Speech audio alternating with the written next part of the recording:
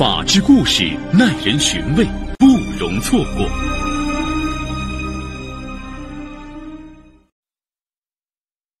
1966年，田淑兰出生于广西崇左市。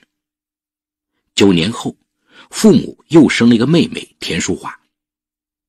由于年龄差异，田淑兰对田淑华像宝贝一样疼爱万分。1984年，田淑兰从广西商业学校毕业，到崇左市肉联厂工作。1986年，肉联厂破产，田淑兰在一个同学的介绍下，在常州新明润华油厂落了脚。不久，同事刘俊洲开始追求她。刘俊洲是常州当地人，田淑兰接受了刘俊洲的爱情。1987年12月，他们结为夫妻。1989年10月，田淑兰生下了女儿刘洋洋。1995年5月，刘俊洲毅然辞职经商，开办了一家油品批发公司，专门经销润滑油。见生意越来越好，田淑兰也辞去了工作。2001年底，夫妻俩已经拥有了300多万资产。他们在郊区购买地皮，自建了一幢大面积住宅。住宅分前后2排，前排3层，后排4层。刘俊洲有一个哥哥和一个弟弟，哥哥刘俊良身体不好，而弟弟刘俊刚一家也过得一般。刘俊洲也帮助哥哥弟弟在自家附近建造了房子，3家相距很近，全家人这样团团圆圆地住在一起。刘俊洲觉得很开心。而此时田淑华却过得很不如意，她2次高考落榜后，嫁给了一个名叫陆雄海的邻居青年。2个人要钱没钱，要本事没本事，成为田陆2家父母的一块心病。2002年春节过后，田淑兰和丈夫商量，让妹妹到常州来发展。刘俊洲不加思索地答应了。来到常州后，田淑华和陆雄海提出到外面租房居住，但姐姐姐夫坚决不同意。刘俊洲的哥哥回忆当时的情景说，田淑华夫妻俩来时，我们兄弟3人都过去吃饭，我弟当时坚持让他们夫妻俩住在家里。他说，你看我们家的屋子有那么多，空着也是空着，我最喜欢大家庭的感觉。小夫妻俩住到了刘俊洲家后排楼的3楼。刘俊洲又托关系在附近一个无线电厂为他们找到了一份工作。考虑到妹妹妹夫的情况，田淑兰夫妇坚持让他们跟自己一起吃饭，并包揽了他们1日3餐。水电费不用说了，就连洗衣粉、卫生纸等物品也都是田淑兰每次一起买好了送到后楼妹妹家去。被如此厚待，陆雄海对姐姐姐夫自然是感激有加。不久，田淑华生下了儿子乐乐。在田淑兰的提议下，陆雄海回老家接来了自己的母亲吕凡玲，4人一起跟着姐姐姐夫吃住，这已是一笔不小的开支。为此，陆雄海的母亲吕凡玲心里很是不安。她对儿子说，虽说是亲戚，可俗话说帮急不帮穷，咱们得交生活费啊。然而当陆雄海拿着一沓钱非要塞给姐姐姐夫时，他们却笑着推辞了。刘俊洲说，打断骨头连着筋，咱们在一起可千万不要计较那么多，这么点事儿客气个啥，有条件才这样嘛，以后不要再提了。田淑兰也说，不瞒你们说，我们的生意现在是越来越好了，有时1周就能赚到几万元。俊洲也是个讲情义爱面子的人，特别喜欢把大家都拢在一起，他也很享受当大哥当姐夫的感觉，你们就听他的安排吧。2005年3月，也想发达的陆雄海提出辞职，想自己做点生意。他的积极向上得到了姐姐姐夫的支持，可现实却十分残酷。他先是学着姐夫做油品生意，却很快赔进了上万元。后来他又改卖保健器材，结果1个多月也没能卖出1件。看着他垂头丧气的样子，姐夫刘俊洲劝慰地说，你不要瞎折腾了，还是再回去打份工吧，有我们在，绝对缺不了你们吃喝的。陆雄海又回到那家无线电厂上班，渐渐的他开始习惯这种有依靠的生活。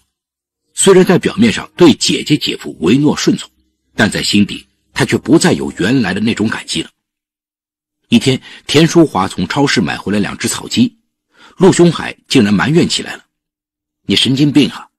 想吃鸡，在你姐姐面前多念叨一声不就得了？何必去花这个冤枉钱？”田淑华觉得他的想法简直太过分了，结果夫妻俩大吵了一架。刘俊洲大方地包养起了陆雄海一家，哥哥刘俊良和弟弟刘俊刚多次表示反对。刘俊刚读过书，懂得授人以鱼和授人以渔的区别。他劝哥哥，这样的施舍不是长久之计，长此以往只有坏处没有好处。但刘俊洲对弟弟说：“我心里有数，我就不信，难道我对一个人好，他还会恩将仇报不成？”只挣工资却又不需要花钱养家，时间久了，陆雄海手里也存了一些钱。工友拉着赌博，经不起怂恿的他入了道，结果很快便把手里的钱给输光了。为了翻本，他又偷偷从妻子的工资卡里取钱去赌，又输了几千元。妻子发现后请姐姐姐夫来评理，陆雄海痛哭流涕地承诺不会再犯这样的错误了。见陆雄海态度诚恳，刘俊洲让妻子拿出1万元塞给妹妹算作安慰，了结了此事。这天晚上，陆雄海要与妻子亲热，田淑华却反感地背过身去说：“同样是个男人，你怎么连姐夫的一丁点也不如？”陆雄海当即就火了：“不就是拿2个臭钱压人吗？不想跟我过，那你就找他去啊！”田淑华骂了他一句，恼羞成怒的陆雄海抓住妻子厮打起来。响声惊动了住在隔壁的母亲吕凡玲，问清事由后，吕凡玲打了儿子一个耳光：“你姐夫对你恩重如山，你倒还讲出这种不三不四的话，你还是个人吗？”吕凡玲反复叮嘱儿媳，千万不要再闹了。田淑华对此事没有再提。2008年底，陆雄海索性以跑生意为借口不再上班，过起了游手好闲的日子。田淑华越来越看不起丈夫，在妻子这里找不到温暖，陆雄海开始把目光投向外面的女人。2009年6月初，陆雄海在广场跳健身舞时认识了一个35岁的离婚少妇汪倩，与她聊得非常投机。9月下旬那天，陆雄海赶到汪倩家，帮她改装电路。装好后，汪倩递给他一杯热茶，故意把身子贴近了他。陆雄海便情不自禁地与他拥在一起，倒在了床上。此后，陆雄海与汪倩电话短信联系不断，而且定期幽会。11月初，发现异常的田淑华将在宾馆开房的陆雄海、汪倩堵了个正着。拿到证据后，他态度坚决地向陆雄海提出离婚。陆雄海并不想失去老婆孩子，更害怕因此而失去这种衣食无忧的生活环境。思来想去，他只得硬着头皮恳求姐夫帮忙说情。姐夫，我已经把你当成了最亲最近的兄长。你看，上次赌博被你训斥后，我连小打小闹都戒掉了。这一次你一定要帮帮我，我再也不会在外面胡来了。刘俊洲懂了恻隐之心，他先是跟妻子沟通，说服了妻子后，又和妻子一起找到妻妹田淑华进行调解。考虑到姐姐姐夫的面子，田淑华的态度软了下来。在刘俊洲的干预下，这场风波平息了。然而田淑华不久就发现陆雄海还是悄悄地和汪倩保持着联系。2010年5月23日晚上，她跟踪丈夫外出，再次抓到了陆雄海和汪倩正在偷情。愤怒的田淑华马上打电话告诉了姐姐和姐夫。这一次刘俊洲也被气坏了。面对姐姐姐夫，陆雄海扑通一声跪了下来说：“的确不是我主动的，每次都是那个女人先找的我。”刘俊洲说：“你真是太让人失望了，我们也不想管了，你们夫妻俩的路还是由你们自己走吧。”此时田淑兰坚定地支持妹妹与陆雄海离婚。见妻子和妻姐态度坚定，陆雄海的态度竟然由软转硬。回到家，他当着母亲的面斥责妻子：“离婚了我到哪里去？这么多年来，我一直被你姐夫养着，都被养残废了，我现在是什么能力也没有。我实话告诉你，假如你真让我成为一个没有活路的人，我什么都能干得出来。一天，陆雄海还专门弄了把尖刀在田淑华面前死命的磨。吕凡林看到了，急忙把刀夺了过去，而田淑华吓得浑身冷汗，只好到姐姐姐夫那儿求对策。当时刘俊洲兄弟三人都在，哥哥和弟弟劝刘俊洲当机立断，果断地了却这段关系。刘俊洲想了想说，不要把这种人给逼急了，我的建议是让他离婚不离家，你住到前楼来，后楼闲着也是闲着，还是让他和他母亲住在这里好了，对孩子也有好处。等办完了离婚手续，咱们再慢慢想办法好了。刘俊洲把陆雄海叫来，说出了自己的想法。陆雄海的态度松动了，不过他还是提出了疑问。离了婚，咱们就没有亲戚关系了，我住在这里名不正言不顺，这说不过去吧？刘俊洲宽慰地说，就算不是亲戚了，可咱们也是兄弟，还有一份感情啊。你放心，除了你和淑华分开住，一切都和以前一样。得到了刘俊洲的承诺，陆雄海答应和妻子离婚。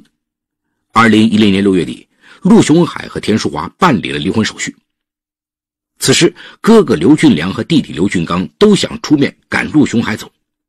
刘俊良对弟弟说，你这叫养虎为患，这种人很可怕，你迟早会不好摆布的。可刘俊洲制止了他们，给他点小恩小惠，他还是听话的，容我慢慢想办法让他走，你们放心吧。8月初，刘俊洲帮陆雄海在一家生物科技公司找了一份工作，谁知上班几天他就辞职不干了，说车间的气味太难闻。刘俊洲又托朋友帮他换了一份保安的工作，他上班后又嫌制度太严，很快也辞了职。11月的一天晚上，孩子在后楼做作业，田淑华去接孩子时碰上了陆雄海。陆雄海借口要商量关于孩子的事情，把他拽进了卧室，并把他往床上摁，还无赖地说，王倩已经嫁人了，我必须和你复婚。田淑华与前夫扭打在一起，好不容易才逃脱出来。愤怒的田淑华把这事告诉了姐姐。田淑兰顿时怒不可遏，对丈夫说，赶他走吧，马上。刘俊洲到后楼找到陆雄海，当着吕凡林的面对陆雄海说，雄海，我对你也算是仁至义尽了吧，可你已经让我无法跟老婆交代了，你和阿姨搬走吧，这怪不得我了。陆雄海的脸色变得非常难看，他恼恨地说，我和淑华之间的事情我们自己会解决，可让我继续住在这里是你答应过的，这才几天呢，你不能食言啊。刘俊洲被激怒了，这是我的家，让你住让你走，那都是我说了算，不需要什么理由。陆雄海说，你突然让我走，我往哪里去啊？你得给我一段时间准备吧。刘俊洲说，我给你1个月的时间，你去找地方，尽快搬走吧。陆雄海沉默了。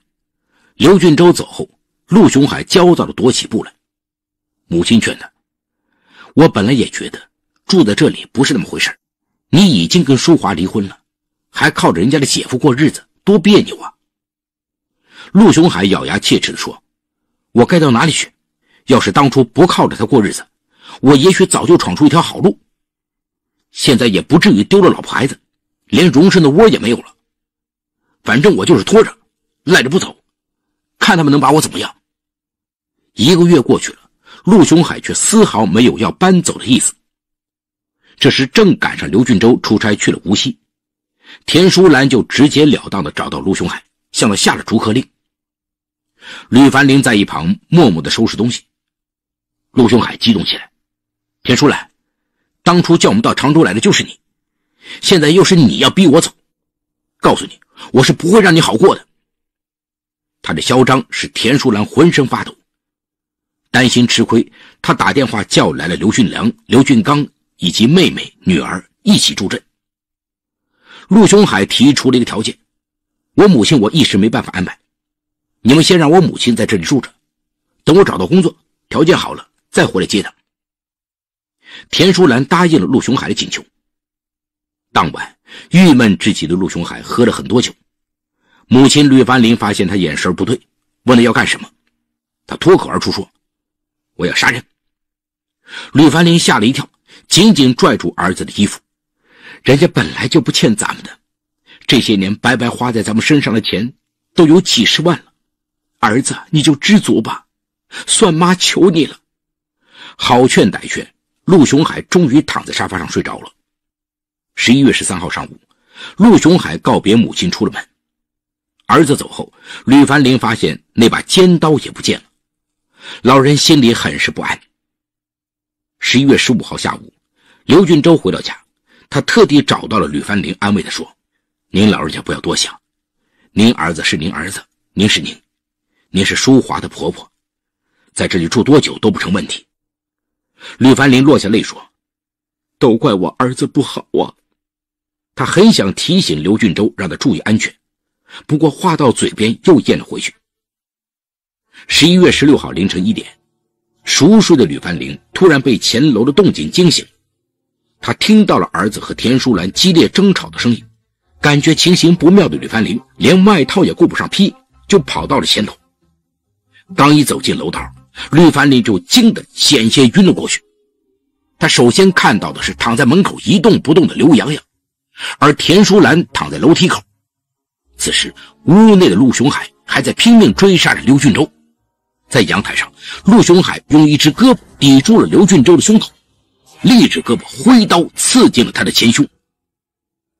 吕凡林只说了一句：“你作死啊！”便昏倒在地上。此时住在另一幢楼里的刘俊刚的儿子刘运龙隐约听到伯父呼救的声音，他叫起了父亲刘俊刚，并和父亲一起找到了大伯刘俊良。他们打刘俊洲的手机，但没有人接。三人越想越害怕，于是赶紧赶到了刘俊洲家的楼前。刘俊良后来回忆道：“我们爬上楼，还没走到2楼，就看到楼梯口有血滴下来，一推开门就看到我侄女倒在房门口，我弟媳倒在楼梯口，我赶紧跑下楼喊人，心里砰砰的跳，我的亲人被人杀，出大事。”他们立即拨打110报了警。几分钟后，常州市武进区李家派出所的警察便赶到了现场。办案民警发现吕凡林并没有受伤，按压他的人中后，他醒转过来，瑟瑟发抖。经过询问，他哭着承认看到儿子杀人了，并详细讲述了他看到的过程。而另一组民警在西卧室发现床上的被子下面还有已身亡的田淑华。随后办案民警搜索到了后楼，结果在后楼3楼发现了浑身是血的陆雄海，他已气绝身亡。据警察现场勘查，综合吕凡林的交代以及刘家兄弟俩看到的现场情形，警方确定了陆雄海杀人的整个过程。陆雄海首先潜入了前妻所在的2楼，进入前妻卧室后，用刀刺向了他的胸口，而且连刺了5、6刀。田淑华与外甥女刘洋洋住在一个房间，被惊醒的刘洋洋迅速跳下床向外逃跑，陆雄海追上去将他刺倒在门口。住在3楼的刘俊洲夫妇听到动静下楼，在楼梯口与陆雄海迎面相碰，陆雄海再次用刀刺向走在前面的田淑兰，刘俊洲一边呼救一边逃往阳台，而杀红了眼的陆雄海紧追不放，最终在阳台上将刘俊洲刺死。做完这一切，陆雄海回到后楼喝了瓶啤酒，然后用刀刺向了自己。发生了这么可怕的惨案，吕凡林再也无颜留在刘家。案发当天下午，他就带着孙子乐乐悄然离开了刘家，租住在郊外的一间平房里，祖孙俩艰难度日。